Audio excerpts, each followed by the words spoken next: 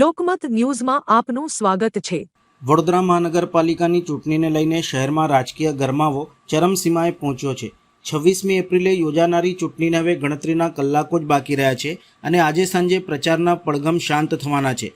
તે પહેલાં તમામ ઉમેદવારો મતદારો સુધી પહોંચવા માટે એડી ચોટીનું જોર લગાવી રહ્યા છે। વોર્ડ નંબર 15માં ભારતીય જનતા પાર્ટીના ઉમેદવારો દ્વારા વિકાસના સંકલ્પ થકી વિજયને નિશ્ચિત કરીએના સંદેશ સાથે ભવ્ય રેલીનું આયોજન કરવામાં આવ્યું હતું।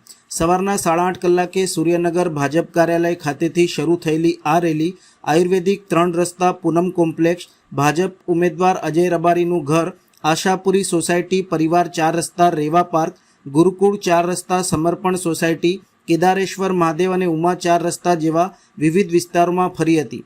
અંતે રેલીનું સમાપન સૂર્યનગર વોર્ડ નંબર 15 ભાજપ કાર્યાલય ખાતે કરવામાં આવ્યું હતું।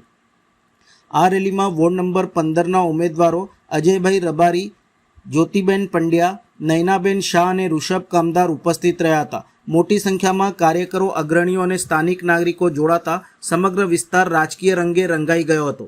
જીતશે ભાજપ, જીતશે વિકાસ જેવા નારાઓ સાથે મતદારોમાં ઉત્સાહનો માહોલ જોવા મળ્યો હતો। રેલી દરમિયાન ઉમેદવારોએ જનતા સાથે સીધો સંપર્ક સાધી વિકાસના સંકલ્પને આગળ વધારવાની ખાતરી આપી હતી। ખાસ કરીને રોડ, પાણી, ડ્રેનેજ અને અન્ય મૂળભૂત સુવિધાઓના પ્રશ્નોને પ્રાથમિકતા આપવાની વાત પર ભાર મુકાયો હતો। પ્રજામાંથી મળતા વ્યાપક સમર્થનને જોતા ભાજપના કાર્યકરોમાં જીતનો વિશ્વાસ વધુ મજબૂત બન્યો છે। વોર્ડ નંબર 15માં ભાજપની જીત નિશ્ચિત હોવાનો દાવો કરવામાં આવી રહ્યો છે। હવે મતદાનના દિવસે મતદારોનો ઉત્સાહ અને મતદાન ટકાવારી જ અંતિમ પરિણામ નક્કી કરશે।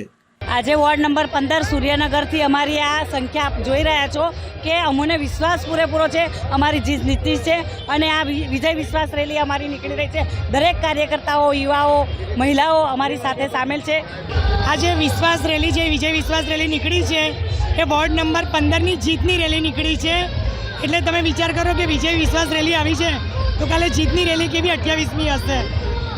15ના મતદારોને શું અપીલ કરશો? બસ 15 નંબર વોર્ડના મતદારોને એટલી જ અપીલ કરીશું કે ગરમીનો માહોલ છે, સમયસર 10 વાગ્યા પહેલાં તમારું મતદાન 100% કરી દેજો અને આપણે ભારતીય જનતા પાર્ટીને બહુમતીથી લીડથી આપણે જીતાડવાની છે, તો તમારા બધાનો સાથ સહકાર જરૂરી છે।